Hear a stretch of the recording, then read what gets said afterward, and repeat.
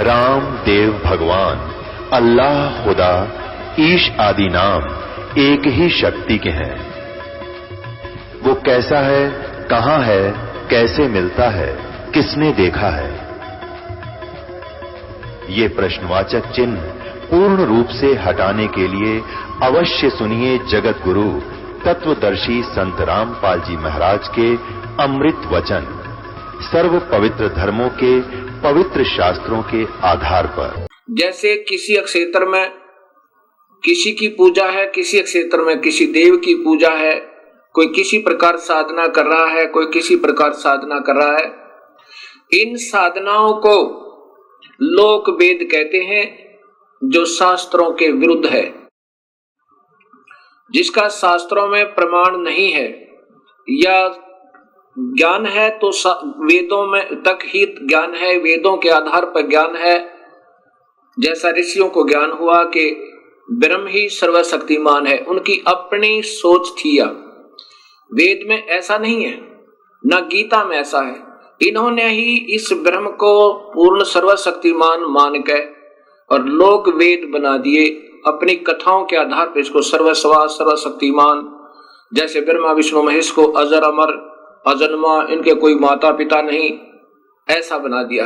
ये लोक वेद था, ये शास्त्र में प्रमाण नहीं था। शास्त्र को पढ़ा भी, लेकिन ना समझने के कारण जो लोक वेद बन गया। ऐसे कहा कि मैं तो केवल लोक वेद के आधार पर पुरुषोत्तम कहलाता हूं, क्योंकि ऋषियों को पूर्ण ज्ञान नहीं हो पाया। वेद भी पढ़े और उसमें पूर्ण परमात्मा के महत्व जैसा ही इस ब्रह्म को जानकर इसकी ही साधना ओम नाम के जाप से करते रहे। तो यह स्पष्ट कह रहा है कि मुझे जो ऐसा, मैं इसलिए प्रभु माना जाता हूं, और जो मुझे ऐसे परमात्मा मान रहा है अपने ही ज्ञान से, वास्तव में उसको ज्ञान सही नहीं है, तो वो मुझे ही हमेशा भजता रहता है।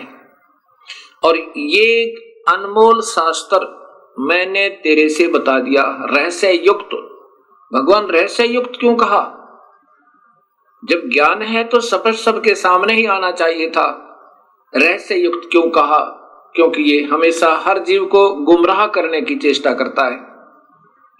अभी इसी गीता जी के अब 19 और 20 श्लोक आपको फिर दिखाता हूं। ये गीता अध्याय नंबर 15 है, श्लोक नंबर 19। इसमें देखिएगा, हे भारत, जो ज्ञानी पुरुष मुझको इस प्रकार पुरुषोत्तम जानता है, जैसा कि 18वें श्लोक में आपने सुना, वह सर्वज्ञ, सब प्रकार से निरंतर, माम माने मुझे ही, ये वासुदेव इन्होंने अपनी तरफ से लिख दिया, सीधा अर्थ है माम माने मुझको ही, भजती माने भजता है। जो सुने सुनाए ज्ञान के आधार पर मुझे प्रभु मान रहा है, वो मुझे ही भजता है, अर्थात पूर्ण परमात्मा को नहीं भजता। अब 20वां श्लोक देखिएगा, ये इस अध्याय का अंतिम श्लोक है। हे निष्पाप अर्जुन, इस प्रकार यह अति रहस्य युक्त गोपनीय शास्त्र मेरे द्वारा कहा गया, इसको तत्व से जानकर ज्ञानवान और कृतार्थ हो जाता है। अब जो सच्चाई मैंने बता दी, ये काल भगवान कह रहा है, इस प्रकार जो सही समझ जाएगा कि मैं परमात्मा नहीं हूं और वास्तव में प्रभु कोई और है, ऐसे जो समझ जाता है ये गुप्त से गुप्त ज्ञान, रहस्य में ज्ञान को, तो वो फिर समझो पूर्ण ज्ञानी हो गया। और फिर वही अपने हिसाब से साधना करता है। अब इसी गीता जी के 15वें अध्याय का प्रथम और द्वितीय श्लोक ये स्पष्ट करता है कि उल्टा लटका हुआ वृक्ष, ये देखिएगा, यही पंचोदश अध्याय चल रहा है, 15वां अध्याय, ये ऊपर देखिएगा, अथ पंचदशो अध्याय, इसमें प्रथम और द्वितीय श्लोक में लिखा है, ऊर्ध्वम मूलम अधः शाखा अश्वत्थम प्राहु अयम छंदासी अस्य प्रणानी यह तम वेद सह वेदवितः। ये उल्टा लटका हुआ, ऊर्ध्व मूलम माने ऊपर को जड़ वाला, अधः माने नीचे को शाखाएं वाला ये मजबूत एक वृक्ष कहा है, संसार रूपी वृक्ष समझो। और छंदासी अस्य प्रणानी अर्थात इसके वेद आदि भी इसी का गुणगान करते हैं। और उस तम माने उस अज्ञान अंधेरे में छुपे हुए उस परमेश्वर के वेद माने ज्ञान को जो सही जान लेता स वेदवित है, वेदवित वह वास्तव में ज्ञानी है। अब ये तो सीधा सा बना है, आगे देखिएगा श्लोक नंबर 2। श्लोक नंबर 2 इसमें लिखा कि इस वृक्ष की तीनों गुण प्रवदा उस वृक्ष की, ये देखो उस संसार वृक्ष की तीनों गुण रूप रजगुण ब्रह्मा, सतगुण विष्णु, तमगुण शिव जी। ये तो वैसे इन्होंने अपने तुक मारा है। तीनों गुण रूपी विषय पर वाला शाखा, विषय विकारों की ये शाखाएं, तीनों गुण रूपी विषय विचारों की शाखाएं अधः माने नीचे और ऊर्ध्व माने ऊपर सर्वत्र फैली हुई है। मनुष्य लोक में भी, और ये मनुष्य लोक में कर्मानुबंधनी मूलानी ये मूल कारण है, जड़े हैं ये वास्तव में इस कर्मों को में बंधन की तीनों गुण मूलानी नीचे और ऊपर सभी लोकों में व्याप्त हैं। अब क्या हुआ कि ये तीन गुण रूपी सतगुण विष्णु और तमगुण शिवजी रूपी ये तीनों शाखाएं इस मनुष्य लोक में इन जीवों को कर्मानुबंधनी मूलानी कर्मों में बांधने की मूल है, जड़ है। अब इस प्रकार इस गीता जी के ज्ञान को हम समझ के और फिर आगे चलेंगे, तब हम इसको सही ढंग से समझ पाएंगे। क्या बताया? मुल्ला माया मग में बैठी हंसा चुन चुन खाई, ये ज्योत स्वरूपी कह निरंजन में ही करता वाई। अब ये कह रहा ना कि मैं तो केवल इसलिए भगवान हूं, प्रभु हूं कि इस जीवात्मा से तथा ये सथुर शरीर में प्राणियों से उत्तम हूं। तो यहां कहते हैं मुल्ला माया मग में बैठी हंसा चुन चुन खाई, ज्योत स्वरूपी बया निरंजन में ही करता वाई। एक न करता दो ना करता नौ ठहराए भाई, दसवां भी धुंधर में मिल जा सत्य कबीर दुहाई। अब इन्हीं विष्णु जी के अवतार 9 तो हो चुके हैं और 10वां अभी आएगा। वो नीकलंक नाम से विष्णुदत्त शर्मा के घर पर संभल नगरी में अवतार लेगा। एंड ऑफ द कलयुग, कलयुग के अंत में उसमें सभी प्राणी मांसाहारी कर्तघनी और भक्तिहीन हो जाएंगे। उसमें मनुष्य की आयु 20 वर्ष की होगी, स्त्री और पुरुष की, जिसमें से 5 खंड होंगे। खंड का मतलब है कि 5 वर्ष, जैसे आजकल 100 वर्ष की आयु मानते हैं, तो 75 में 80 में आम व्यक्ति की मृत्यु हो जाती है। ऐसे उस समय 20 वर्ष की आयु होगी और 15 वर्ष में आम व्यक्ति मर जाया करेगा, यानी प्राण त्याग जाया करेगा।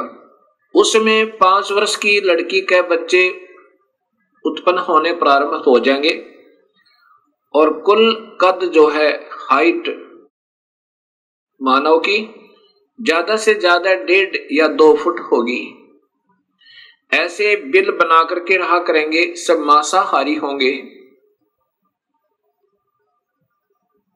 उसमें पृथ्वी के अंदर उपजाऊ अंश नहीं रहेगा। उन कृतघ्नी प्राणियों को समाप्त करने के लिए ये काल अपना ही कोई वहां गण, जैसे 10वां अवतार कौन आएगा, ये राजा हरिश्चंद्र जो कलयुग में बड़े महान पुरुष हुए हैं, उन्होंने प्रभु के लिए अपने बच्चों को भी बेच दिया, अपनी पत्नी को भी बेच डाला, लेकिन अपना सत्य नहीं हारा। इस प्रकार अब वो उस समय की हुई अच्छी साधना के आधार पर स्वर्ग में है, और फिर स्वर्ग भोग गए, उसी को फिर ये 10वां अवतार बना गए, ये काल भेजेगा, फिर उसके कर्म बिगड़वा देगा। यहां पर वो सबको खत्म करेगा। जैसे परशुराम जी ने अक्षत्रियों को काट डाला, उसको शक्ति दे दी काल ने, और ऐसे ही महाभारत का जब युद्ध करवाना था, अर्जुन को शक्ति दे दी काल ने, और जब वो अनर्थ हो लिया फिर वो छीन ली, और फिर वो अर्जुन बिल्लों ने पीटा, और वो गांडीव धनुष नहीं चला उससे। तब वो स्वयं अर्जुन कहता है कि मेरे को भगवान कृष्ण ने छल लिया, युद्ध करवाना था तब तो शक्ति दे दी, अब मेरे से ये धनुष नहीं चल रहा।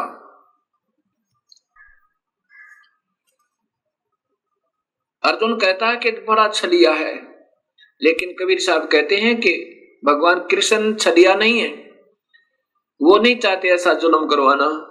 ये तो सब खेल काल खेल रहा है, और ये ब्रह्मा विष्णु महेश और इन्हीं के अवतार बनाकर वो काल इन सबको नचा रहा है। उसके पास रिमोट कंट्रोल है सबका, ये तो खिलौने हैं उस काल के सामने। वो 1000 भुजा का है वो काल भगवान ब्रह्म, और ये ब्रह्मा विष्णु महेश केवल 4 भुजा के, और ये इनकी मां जो है अष्टंगी शेरा वाली दुर्गा, ये 8 भुजा की। अब ये देखना, एक तो 1000 हॉर्स पावर की मोटर हो, और एक 4 हॉर्स पावर की हो, एक 16 कला के हो, 16 हॉर्स पावर की मोटर हो, और एक 1000 कला की यानी पावर हॉर्स पावर की हो, कितना अंतर होता है। ऐसा ही इन सब के अंदर भिन्नता है।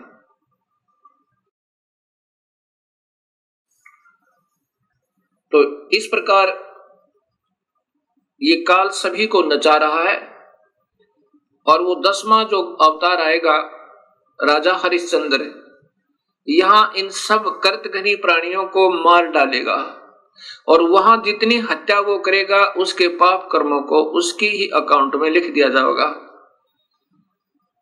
और जब ये अवतार यहां अपना 10वां पूरा कार्य करके चला जाएगा या उछल कूद के, फिर इसको नरक में ठोका जाएगा जब इसके पुण्य अक्षीण हो जाएंगे। ऐसे ये काल सबको धोखा देके अस्थायी सुख दिखा के इन सबको नचा रहा है, ऐसा कबीर परमेश्वर बताना चाहते हैं। 88 दीप मुनीश्वर बंदे मुल्ला डोरी, इस काल की ही माया के अंदर फंसे हुए हैं कौन कौन? 88,000 ऋषि और 33 करोड़ देवता, 9 नाथ 84 सिद्ध, और ये ब्रह्मा विष्णु महेश जैसी पुण्यात्मा भी ये काल की ही डोर के बंधे हुए हैं, इनसे बाहर नहीं है। 88 दीप मुनीश्वर बंदे मुल्ला डोरी, इतना मजम का तलबाना चलियो पुरुष किशोरी। इन इतनों में तो 21 ब्रह्मांड में तो काल ही का तलबाना अर्थात हुक्म चलता है। मुल्ला का तो माथा दागू सत की मोर करूंगा, पुरुष दीप को हंस ले जाऊं दरा न रोकने दूंगा। अब कबीर परमेश्वर कहते हैं कि इस काल की मुल्ला माया अर्थात सब माया को मैं काट दूंगा, और अपने हंस को सतलोक में पुरुष दीप में पूर्ण परमात्मा वाले लोक में ले जाऊंगा, रास्ता नहीं रोकने दूंगा, मैं साथ रहूंगा अपनी पुण्यात्मा के, जो सत भक्ति मेरे पूरे हंस से पूरे संत का नाम लेकर के और वही 3 मंत्रों के जाप से विधिवत साधना अंतिम श्वास तक करता रहेगा। हम तो बंदी छोड़ कहां धर्म राय है चकवे, सतलोक की सकल सुनावा वाणी हमारी अखवे। 14 भवन गवन है मेरा जल थल में सर्वंगी, खालक खलक खलक में खालक अवगत अचल अवंगी। अगर अलील चक्र है मेरा जहां से हम चल आए, 5 पर परवाना मेरा ये बंद छुटावन दाए। इन पांचों के ऊपर मेरा तलवाना, मेरा हुक्म चलता है। ब्रह्मा विष्णु महेश और माया और इस काल के ऊपर, ज्योत निरंजन के ऊपर कबीर परमेश्वर कहते हैं कि मेरा हुक्म चलता है। अगर अलील चक्र है मेरा, जहां से हम चल आए, सतलोक से हम आए हैं, और पांचों पर परवाना मेरा, बंद छुटावण दाए। जहां ओंकार निरंजन नाही, ब्रह्मा विष्णु वेद न जाही। जहां वेदों के आधार पर साधना करने वाले वहां नहीं जा सकते, और ना ही ये ब्रह्मा विष्णु महेश जा सकते। जहां ओंकार निरंजन नाही, ब्रह्मा विष्णु वेद न जाही। जहां करता ने जन भगवाना, काया माया पिंड निपराना। पांच तत्व गुण तीनों गुण नाही, जहां काल द्वीप और नहीं झाई। अमर करूं सतलोक पठाऊं, ताते बंदी छोड़ कहाऊं। बंदी छोड़, बंधन छुटवाने वाला, पाप कर्मों को काटने वाला वो कबीर परमेश्वर कहता है कि अमर करूं, ऐसे लोक में ले जाऊं ये सत सार नाम और सत्य नाम देकर, वहां से फिर तेरा मरण नहीं होगा। अमर करूं और सतलोक पठाऊं, सतलोक ले जाऊं, भेज दूं। इसलिए मैं बंदी छोड़ कहलाता हूं, ताते बंदी छोड़ कहूं। जैसे यजुर्वेद के 5वें अध्याय के 32वें श्लोक में स्पष्ट लिखा है कि वो कबीर परमेश्वर है जो इस काल की बंधन से छुटवाता है, और वो आकार में है। अब कबीर साहब कह रहे हैं कि अमर करूं सतलोक पठाऊं, ताते बंदी छोड़ कहाऊं। बंदी छोड़ का अर्थ होता है बंधन से छुटवाने वाला, काल की कारागार से छुटवाने वाला। अब ऋग्वेद आपको बताएगा कि वो बंदी छोड़ कौन है, ये आपके यजुर्वेद बताएगा। ये यजुर्वेद आपको दिखाते हैं। ये महर्षि दयानंद सरस्वती, इनके द्वारा भाषा भाष्य है, इनका स्वयं भाषा भाष्य, इनका टीका किया हुआ है। और ये श्लोक नंबर 32 आप देखिएगा, ये देखिएगा, ये है श्लोक नंबर 32 अध्याय नंबर 5।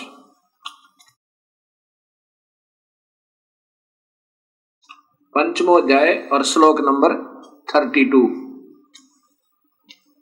ये देखिएगा। ये है उसी गसी कबीर अंगारी असी। बंबारी, बंबारी, बंबारी माने बंधनों का शत्रु। अवसरोसी दो वसवान सुधन्यो रसी मार जालिए। सम्राट असी कृषाणु पृष्ठो असी पवमानो नभोसी। प्रतका मृष्टासी हव सूदन है रत धामा असी सवर ज्योति।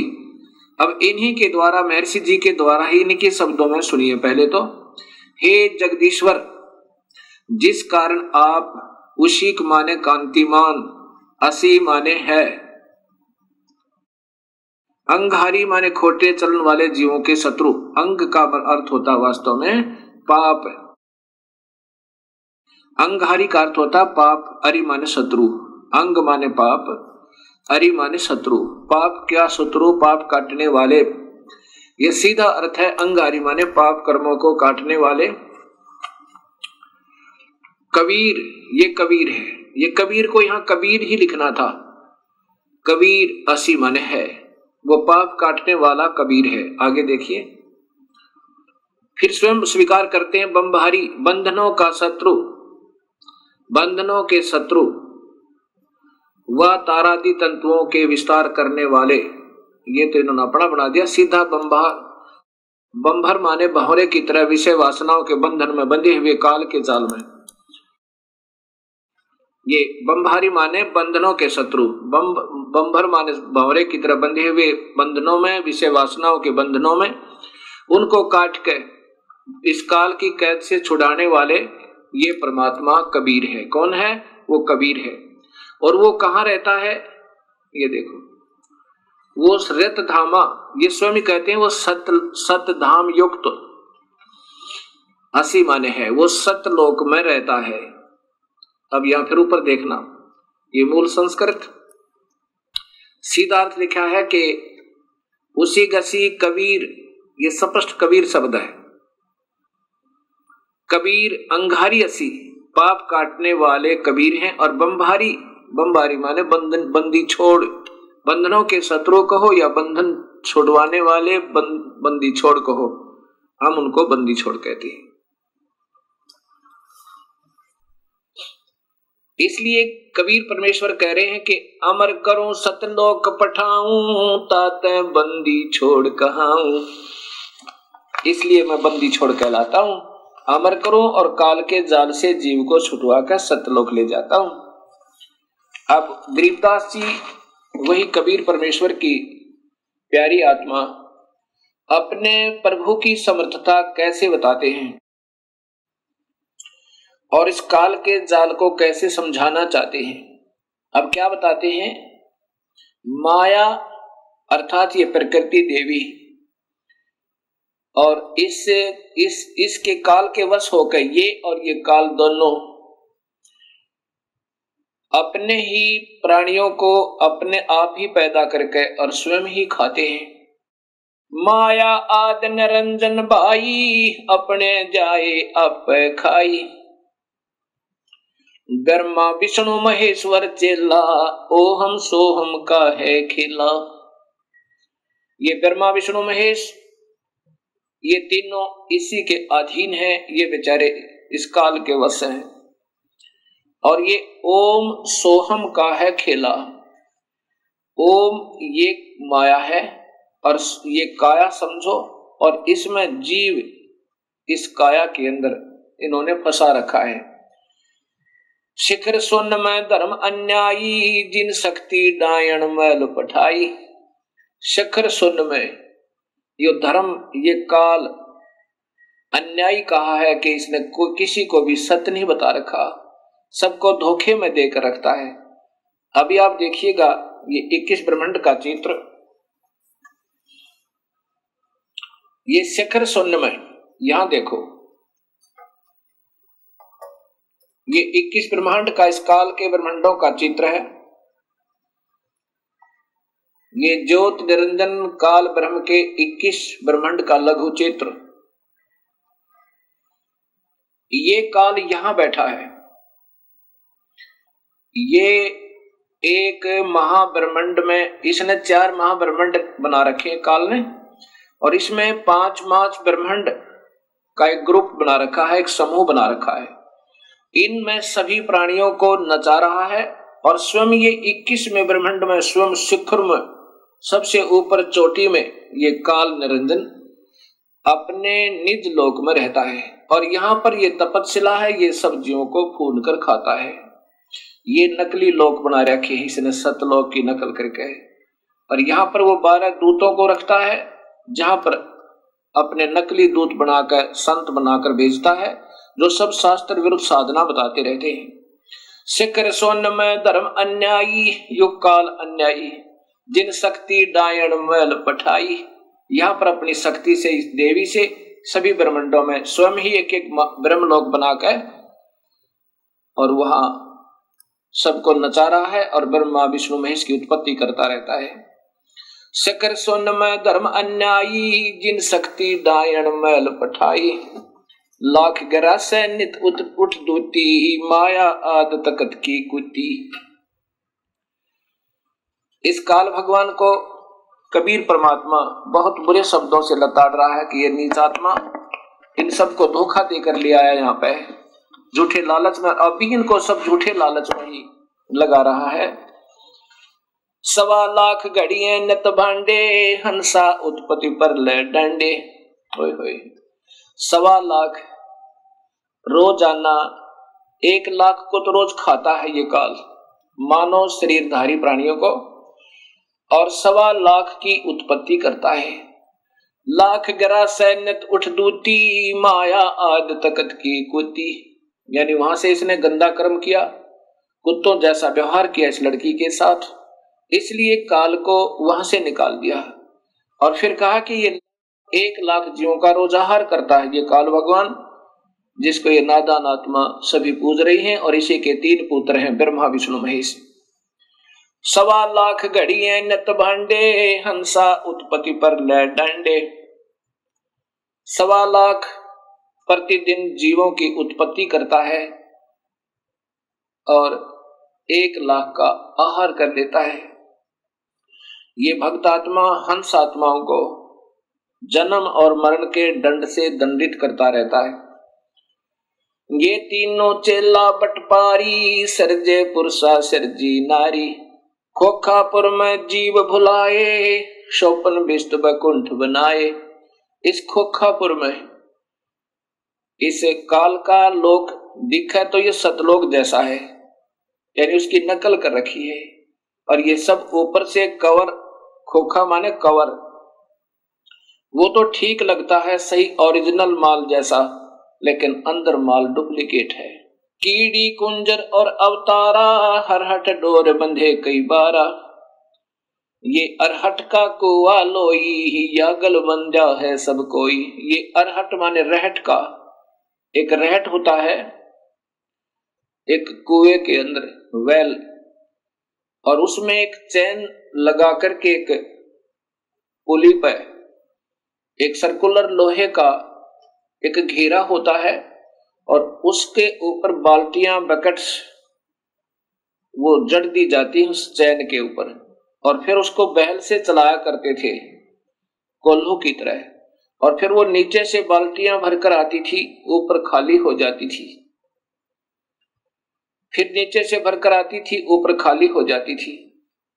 ऐसे ही ये भक्त आत्मा नीचे अपने पुण्य और पाप इकट्ठे करते हैं, ऊपर स्वर्ग के अंदर जाकर के उनको स्वर्ग और नरक में उन दोनों को खाली करके फिर 84,00,000 जोनियों के कष्ट को फिर उठाते रहते हैं। कीड़ी कुंजर और अवतारा, हरहट डोर बंधे कई बारा। कीड़ी यानी चींटी से लेकर और हाथी तक, और ये अवतार भी ऐसे ही काल के जन्म मरण रूपी रहट से बंधे हुए हैं। अरब अलील इंद्र हैं भाई, हरहट डोर बंधे सब आई। शेष महेश गणेश्वर ताही, हरहट डोर बंधे सब आही। ये शेष महेश, ये गणेश्वर, ये भी सब जन्म मरण के अंदर ही हैं, ब्रह्मा विष्णु महेश भी। शुक्रादिक ब्रह्मादिक देवा, हरहट डोर बंधे सब खेवा।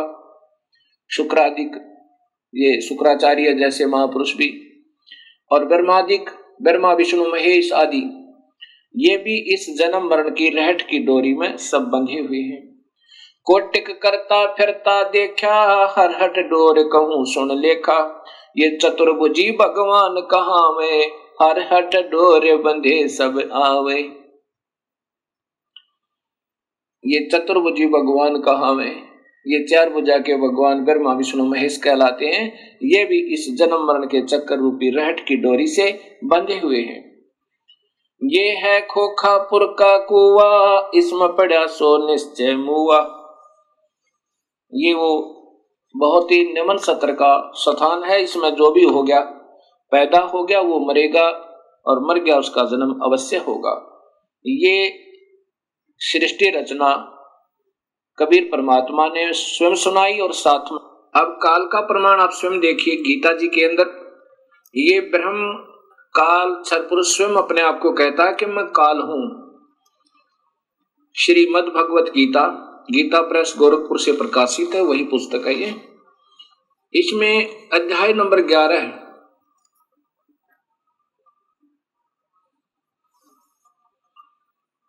के श्लोक नंबर 31 में, ये 32 है और 31 में अर्जुन पूछ रहा है कि मुझे हे भगवान, हे उग्र रूप वाले, जब इन्होंने विराट रूप दिखाया, 1000 भुजा का, 1000 आंखें आदि आदि, तो अर्जुन पूछ रहा है कि मुझे बतलाइए आप उग्र रूप वाले कौन हैं? हे देवों में श्रेष्ठ, आपको नमस्कार हो, प्रसन्न होइए। आधम, आधम का अर्थ होता है यम माने आदि माने पुराना, यम माने काल। हे वास्तव में काल रूप, इन्होंने आदि पुरुष लिखा। भवंत, आपको विशेष रूप से जानना चाहता हूं, क्योंकि आपकी प्रवृत्ति को नहीं जानता।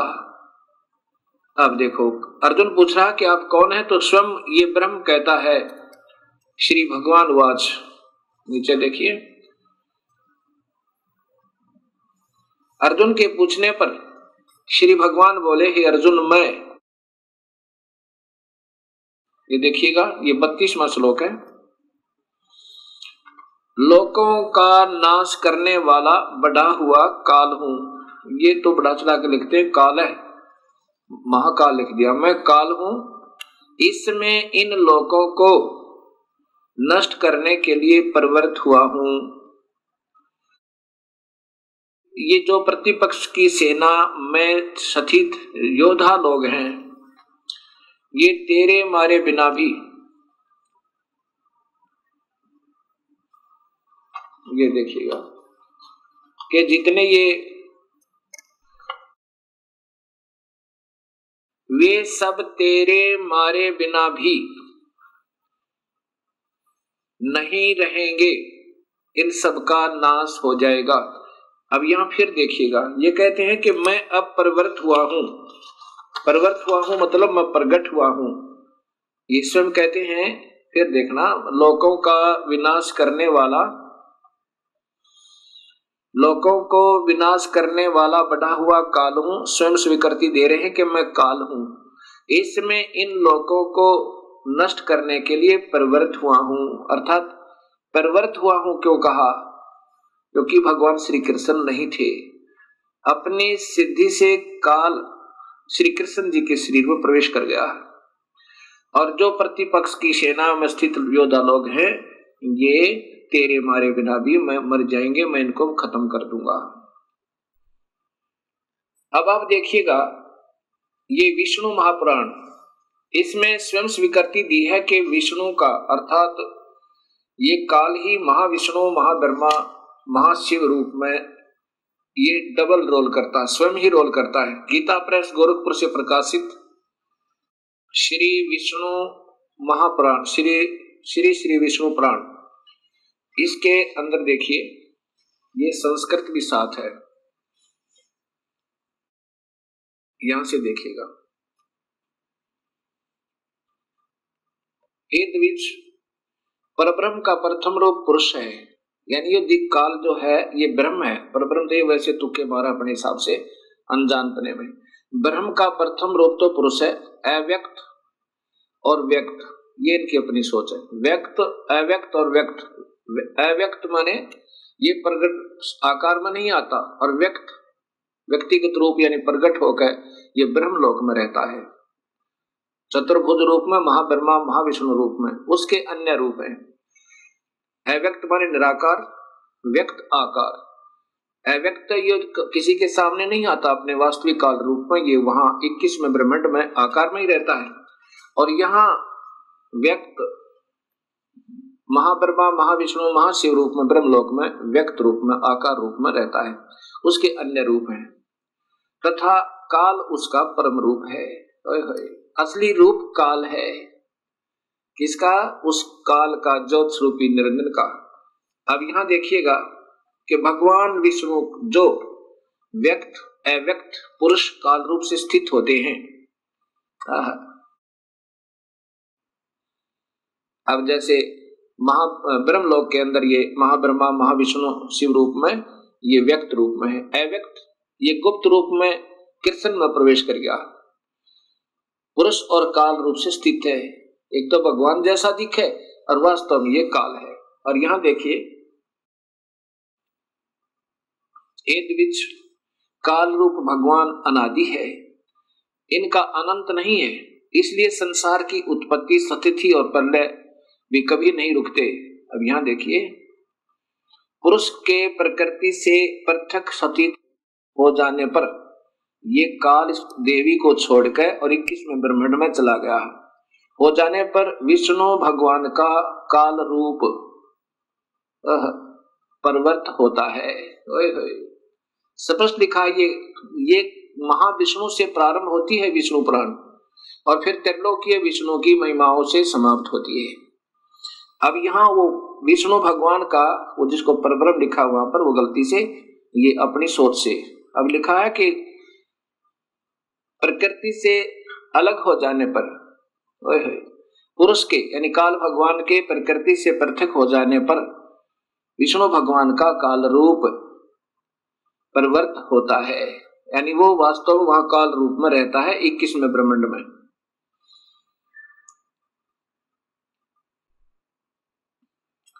अब ये सामने देखिएगा एक ब्रह्मांड अंड का लघु चित्र,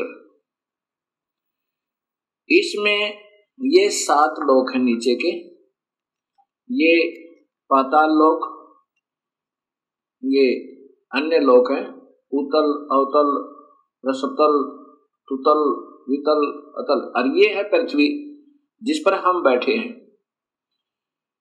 और ये इधर देखिएगा ये इंद्र लोक है, ये स्वर्ग और नरक लोक है, ये धर्मराय का लोक है जहां पर सब प्राणियों का लेखा जोखा होता है, जो यहाँ का एक न्यायाधीश नियुक्त किया गया है काल भगवान के द्वारा। ये काल भगवान के तीसरे पुत्र शिव जी हैं, ये शिवलोक है। और ये प्रथम पुत्र ब्रह्मा है ब्रह्मा लोक में, और ये विष्णु जी का लोक है, ये सेकंड पुत्र ब्रह्मा काल का। और ये काल यहाँ रहता है व्यक्त रूप में, महाब्रह्मा महाविष्णु महाशिव रूप में, और ये प्रकृति देवी का अलग से लोक भी है, और फिर इसको यहाँ भी अपने साथ अपनी पुत्री रूप में रखता है। जब ये इनसे अलग हो जाता है, और यहाँ पर ये एक मानसरोवर भी है, और ये कबीर परमात्मा भी हर ब्रह्मांड में अपना अन्य रूप बनाकर, और इनका सतगुरु का भी एक स्थान यहाँ पर हर ब्रह्मांड में है। जो प्राणी इनकी सत भक्ति करते हैं, अगर वो पार नहीं होते तो उनको तब तक हर ब्रह्मांड में यहाँ रखता है, और फिर जब भक्ति युग आता है तो फिर उनको दोबारा जन्म दे देता है, फिर अपने बच्चों को ढूंढ लेते हैं। अब ये एक ब्रह्मांड का चित्र है। अब 21 ब्रह्मांड का चित्र देखिए।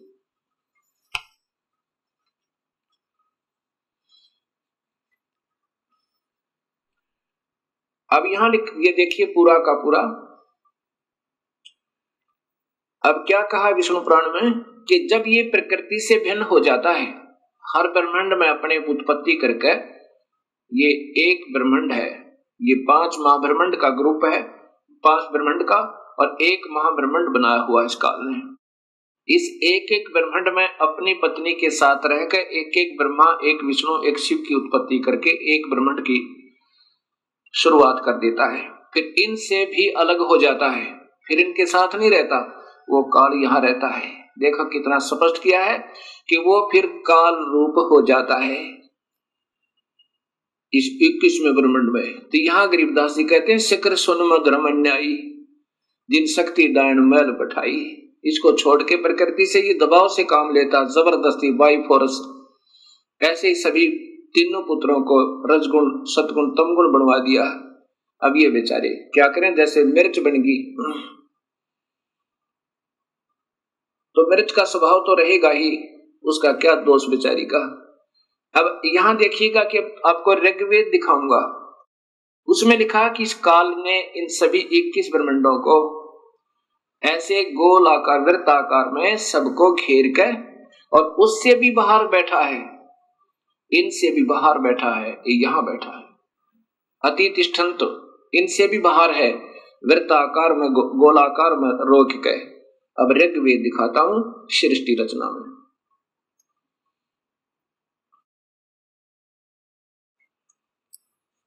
अब देखिएगा ये ऋग्वेद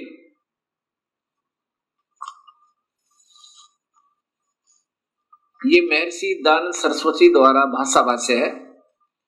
इन्होंने भी सत्य को छुपाते छुपाते भी नहीं छुपा पाए, क्योंकि इनको स्वयं ज्ञान नहीं था कि परमात्मा वास्तव है कौन। अब ये देखिएगा ऋग्वेद मंडल नंबर 10 और सूक्त नंबर 90 90। इसमें देखना संस्कृत स्पष्ट बता रही है, यहां देखिए सहस्रा शीर्षा सहस्रा अक्षय सहस्र पात है स भूमि विश्वस्तो वृत्वा, ये देखना वृत्वा अति तिष्ठन्त 10 अंगुलम पुरुष है परमेश्वर, ये काल भगवान, पुरुष माने काल भगवान, क्योंकि अब सहस्रा शीर्षा संसार के सिरों वाला, सहस्रा संसार के नहीं 1000 सिर वाला, जैसे गीता में लिखा है हे सहस्रा बाहु सहस्रा अक्ष वाले, सहस्रा अक्षय और हजारों आंखों वाला, इन्होंने संसार की आंखों वाला लिखा है, जबकि सहस्र माने 1000 होता है, 1000 पात है 1000 पैरों वाला सहस्रा पात। अब मैं जो बताना चाहता हूं कि ये क्या लिखा है, स माने वह भूमि, इस भूमि वाले पृथ्वी वाले लोकों में प्रकृति को विश्वता माने सब और से वृत्वा, ये वृत्वा माने गोल आकार में घेर के 10 उंगलम, इन्होंने 10 इंद्रियों लिखा नहीं, 10 उंगल माने इन 10 इनसे बाहर, यानी अपने पूरे काबू में करना, 10 उंगलम में माने पूरे काबू में करके। अति तिष्ठत यानी इनसे भी बाहर बैठा है। अब ये संस्कृत दिखाई आपको, अब ये दास बताएगा वास्तव में इनका क्या सरलार्थ बनता है। और फिर आगे इन्होंने किया है, इन्होंने की भाषा में सुनिए पहले। अब दूसरा श्लोक, जो उत्पन्न हो चुका है और जो भविष्य में उत्पन्न होगा, होने वाला है, और जो वर्तमान में है वह सब पुरुष ही है, और अमृता मोक्ष का स्वामी है, जो प्रकृति से बढ़ता है उसका भी स्वामी है। अब देखो ये परब्रह्म की महिमा है, वो ब्रह्म की महिमा थी। अब आगे देखिएगा, इन्होंने गोलमोल कर दिया। आगे देखो, एतावान इतनी ही इस पुरुष की जगत आदि विभूति है। स्पष्ट लिखा है कि एतावान इतनी ही इस पुरुष की महिमा अर्थात जगत आदि विभूति है, और पुरुष वह परमेश्वर तो यानी इस भगवान 1000 भुजा वाले थे तो वह परमेश्वर तो स्वयं लिख रहे हैं इससे भी बड़ा है। देखो महर्षि दानंद स्वयं 2 भगवान तो आप ही स्वीकार कर रहे हैं कि वो वास्तव में परमात्मा, पहले तो 1000 भुजा वाला भगवान, अब कहते हैं ये तो इतनी ही महिमा है उस भगवान की तो, लेकिन वो परमात्मा वह परमेश्वर अर्थात दूसरा कोई भगवान है वो इससे भी बड़ा है। हे मालिक, 2 भगवान स्वयं स्वीकार करते हैं और स्वयं कहते हैं भगवान है ही नहीं, निराकार है, एक ही प्रभु है, विश्व समस्त भूत जात इसका एक पैर है, एक पैर है, पाद है, इसके 3 पाद, ज्ञान प्रकाश दिदिनी दिवी है, ये अमृतम अविनाशी है। अब ये ऋग्वेद मंडल नंबर 10 और सूक्त नंबर 90 स्वयं महर्षि दयानंद सरस्वती जी द्वारा भाषा भाष्य अर्थात इसका सरलार्थ है, और ये स्वयं ही प्रथम श्लोक में स्वीकार करते हैं कि परमेश्वर संसार के सिर वाला, सहस्रा शीर्षा 1000 सिर वाला, 1000 भुजा वाला, 1000 आंखों वाला, ये काल भगवान है। और इसका वास्तविक अर्थ ये बनता है, इस दास ने किया है कि पुरुष विराट रूप काल भगवान अर्थात क्षर पुरुष, 1 सहस्रा शीर्षा 1000 सिर वाला, 1000 आंखों वाला, 1000 पैरों वाला, वह काल भूमि मन पृथ्वी वाले 21 ब्रह्मांडों को विश्वस्ता माने सब औरतें, विश्वस्ता माने सब और से जबरदस्ती घेर के, विश्वस्ता 10 उंगलम माने बिल्कुल पूर्ण काबू करना, यानी 10 उंगलों के बीच में रख लेना, उसको पकड़ लेना, जकड़ लेना, 10 उंगलम का अर्थ ये है, पूर्ण रूप से घेर के, वर्तवा यानी गोल आकार में घेर के, अत्यतिष्ठत इससे भी बाहर उस काल लोक में ठहरा हुआ है। ये आपको अभी मैंने दिखाया। ऋग्वेद मंडल नंबर 10 और सूक्त नंबर 90 में प्रथम श्लोक में क्या लिखा है कि वो 1000 भुजा वाला भगवान काल विराट रूप, ये इन सबको वृत्ताकार में घेर के, ये गोल आकार में घेर के, यानी 10 उंगलों में कति काबू करके, 10 उंगलों माने बिल्कुल काबू करके, और उससे अति तिष्ठन्त, उससे भी बाहर, ये देखो यहाँ पर काल लोक में रहता है। और यही शिव पुराण, विष्णु पुराण बता रहा है कि प्रकृति से न्यारा होकर वो अपने वास्तविक काल रूप में जाकर के अलग से स्थित हो जाता है। ये वो काल का निजलोक और ये काल का जाल है। और यही आपने महर्षि जी के द्वारा उलझ पुलझ करते हुए भी नहीं छुपा पाए। अब यहां आप देख रहे हैं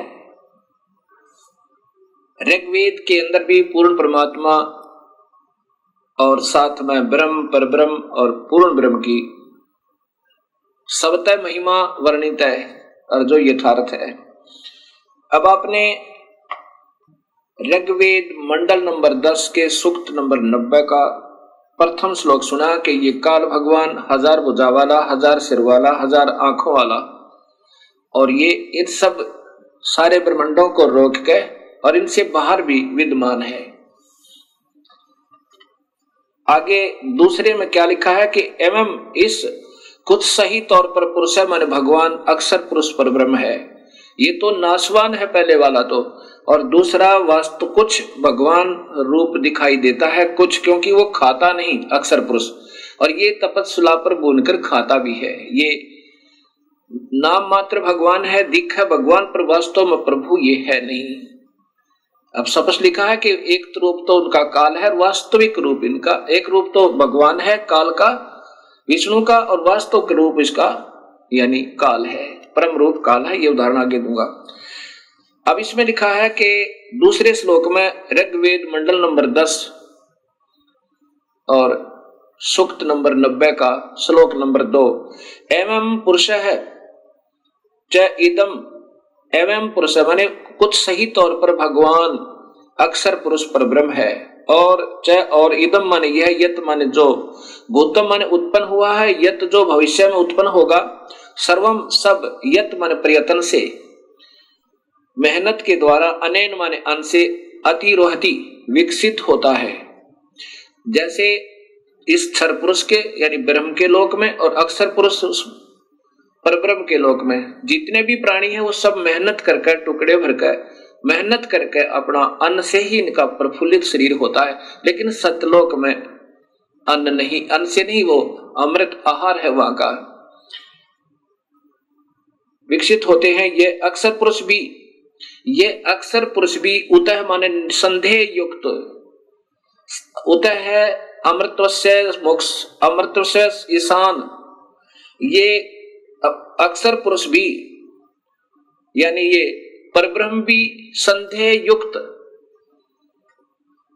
अमोक्ष देने का वाला स्वामी है। देखो स्पष्ट लिखा है, उत संदेह युक्त अमृत से यानी अमृतत्व का ईशान मन स्वामी है। ये भी संदेह युक्त है यानी पूर्ण मुक्त नहीं कर सकता। इसमें भी गए हुए प्राणी पूर्ण मुक्त नहीं, उनका भी जन्म मरण है। लेकिन इनसे ज्यादा स्थायी होने से ये कुछ अक्षर पुरुष कहलाता है, कुछ अविनाशी कहलाता है। बिल्कुल स्पष्ट लिखा है कि ये भी सही मोक्ष नहीं दे पाता, ये भी संदेह युक्त है, इसका भी अधूरा मोक्ष है। लेकिन इस काल वाले तत्व बहुत ही अच्छा है, ये खाता नहीं प्राणियों को। अब तीसरे श्लोक में जैसा स्वयं महर्षि जी स्वीकार करते हैं कि इस भगवान की तो इतनी ही महिमा है और जो भी प्रकृति आदि से उत्पन्न हुआ है उससे भी बड़ा भगवान और है, वो पूर्ण परमेश्वर और है। ऐसा ही इसमें लिखा है, अस्य माने इस अक्षर पुरुष की तो एतावान माने इतनी ही महिमा प्रभुता है। कितना स्पष्ट ज्ञान दिया है। प्रथम श्लोक में इस क्षर पुरुष ज्योत स्वरूपी निरंजन काल का वर्णन है कि ये इन सब प्राणियों को रोक के 21 ब्रह्मांड में स्वयं बाहर भी रहता है। इसकी 1000 भुजा, 1000 आंखें, 1000 हाथ आदि आदि है। और दूसरे नंबर का भगवान एवं पुरुष है, यानी कुछ सही तौर पर भगवान है, क्योंकि वो खाता भी नहीं और इससे ज्यादा मोक्ष वहां पर मुक्त है प्राणी, बहुत समय तक शरीर रहता है, लेकिन वो भी संदेह युक्त मुक्ति का दाता है। पर ब्रह्म भी यानी पूर्ण मुक्त नहीं होते। और जितने भी इन दोनों लोकों में, इस परब्रह्म के 7 संख ब्रह्मंडों में और काल के 21 ब्रह्मंडों में जितने भी प्राणी हैं, ये मेहनत से ही टुकड़ा करके खाते हैं, चाहे देवता हैं और चाहे यहाँ पर अन्य प्राणी हैं। अब लेकिन सतलोक में ऐसा नहीं है। आगे लिखा तीसरे श्लोक में, अस्य माने इस अक्षर पुरुष की तो एतावान इतनी ही महिमा माने प्रभुता है। ये क्षर पुरुष अक्षर पुरुष तो इतना ही भगवान है। तथा पुरुष है माने पूर्ण परमेश्वर तो अतः माने इससे भी जयावान माने बड़ा है। होय होय, इस अक्षर पुरुष से भी ज्यादा शक्तिशाली है। और ये यजुर्वेद में स्वयं महर्षि जी भी स्वीकार करते हैं ऋग्वेद में कि वो परमात्मा तो इनसे बड़ा है, इनसे भी बड़ा है। विश्व माने समस्त, भूतानी माने अक्षर पुरुष तथा क्षर पुरुष के इन लोकों में तथा सतलोक में जितने भी प्राणी हैं, वह इस अस्य माने इस पूर्ण परमात्मा नि अक्षर पुरुष का पाद माने एक पैर समझो। अस्य माने इस परमेश्वर के, त्रि माने 3, दिवी माने लोक जैसे सतलोक, अलखलोक, अगमलोक, वो अमृतम अविनाशी पाद दूसरा है। ओए होए, अब क्या बताया है कि ये जितने भी सतलोक और इस लोक में जितने भी प्राणी हैं, ऊपर के लोकों में और परब्रह्म और ब्रह्म के लोकों में जितने प्राणी हैं जीवात्मा, ये तो इसका एक पैर समझो। और ऊपर के तीनों लोकों में जितने प्राणी हैं, दिव्यलोक कौन कौन से, सतलोक, अलखलोक और अगमलोक, अनामी लोक में जीव स्थिति न्यारी नहीं है। इसलिए उन तीनों लोकों में और जितने भी प्राणी और तीनों लोक, ये उनका अविनाशी पैर है, अर्थात उस परमात्मा की सतिथि बता रहे हैं उदाहरणार्थ। आगे फिर चौथे श्लोक में लिखा है कि पुरुष माने यह अविनाशी परमात्मा, ऊर्ध्व माने ऊपर, त्रि माने 3 लोक जैसे सतलोक, अलखलोक और अगमलोक, पाद माने पैर ऊपर के हिस्से में, उदयन उदयत विराजमान है। अस्य माने इस परमेश्वर की पूर्ण ब्रह्म तथा पाद एक पैर एक हिस्सा जगत रूप पुनः फिर यह माने यहाँ अभवत प्रकट होता है और फिर यहाँ पर वो प्रकट भी होता है, जैसे कबीर रूप में आगे, कभी सत्सुकृत रूप में आगे, कभी किसी प्रकार। तथा माने इसलिए स माने वह अविनाशी पूर्ण परमात्मा असने होय होय, ऐसन जो खाता नहीं और जो सने जो खाता है। ये क्षर पुरुष तो 1 लाख जीवों को रोज खाता है, अक्षर पुरुष खाता नहीं। इसमें लिखा है सनेन असनेन, खाने वाले और न खाने वाले, अर्थात काल और परब्रह्म से अभी माने ऊपर, विश्व माने सर्वत्र, उससे ऊपर भी और सर्वत्र विक्रमात व्यापक है। कितना स्पष्ट कर दिया कि ये परमात्मा पूर्ण ब्रह्म अविनाशी परमात्मा ऊपर के तीनों लोकों में भी है। और फिर ये खाने वाले और न खाने वाले, काल तो खाता है पर ब्रह्म नहीं खाता। ये क्षर पुरुष तो 1 लाख जीवों का आहार करता है, इसको सांप लगा हुआ है, इसको रोग लग गया, और अक्षर पुरुष नहीं खाता।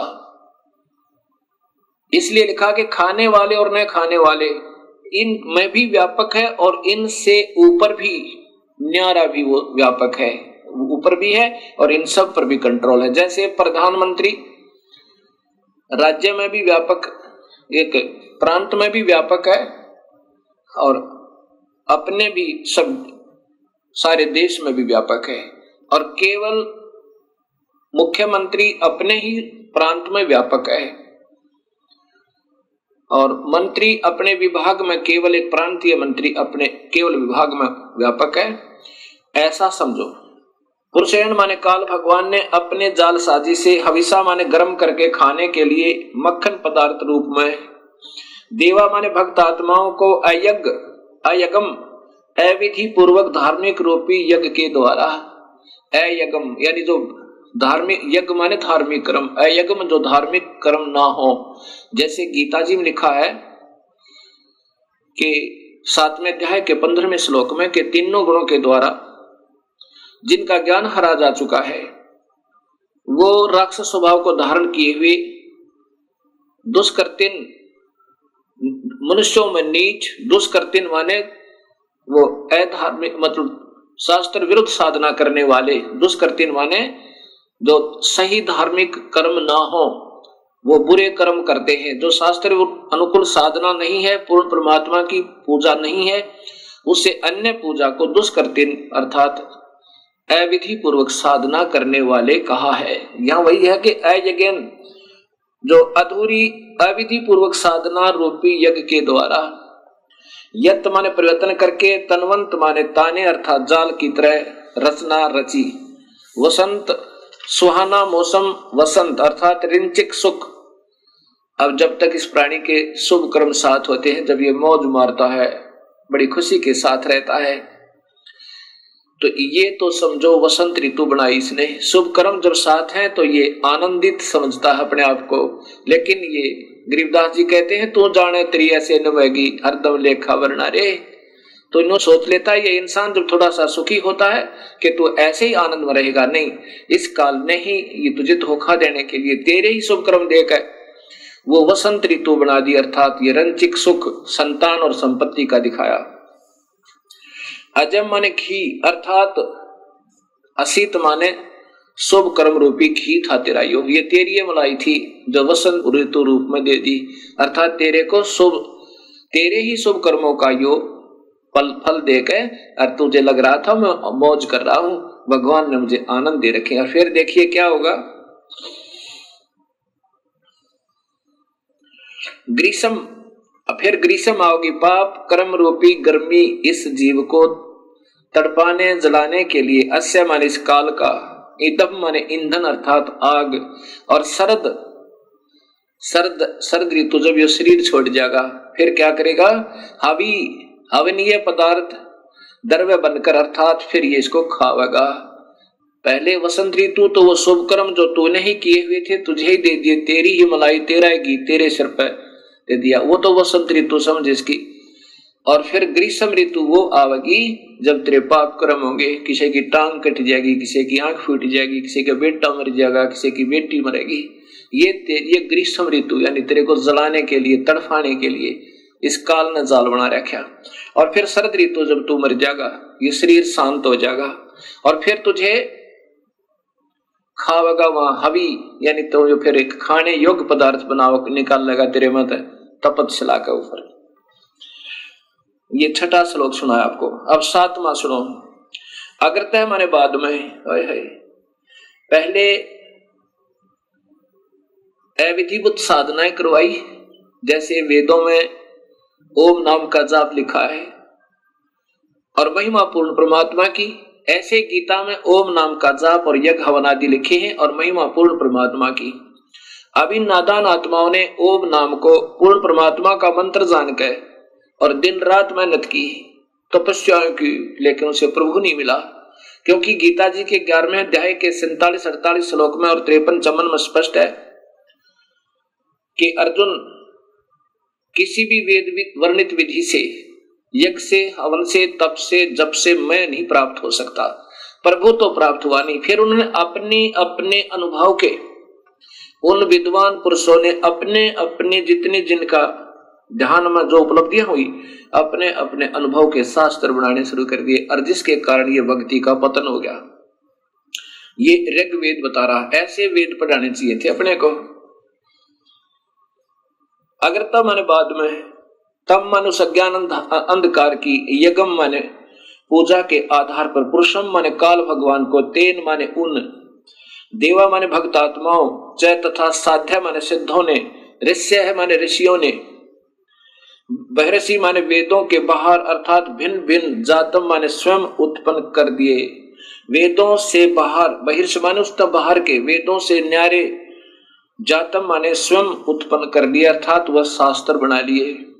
ये माने जो प्रोक्शन माने मन माने मंत्रों के उच्चारण से, जैसे चारों वेदों में थे एक एक थोड़ा थोड़ा मंत्र निकाल के और एक ब्रह्म ये गायत्री मंत्र बना दिया। ये चारों वेदों में से दो दो अक्षर तीन तीन अक्षर ले रखे हैं। ये स्वयं प्रोक्शन माने मन माने मंत्रों के उच्चारण से अयजंत अविधि पूर्वक साधनाएं शुरू कर दी। ओए होए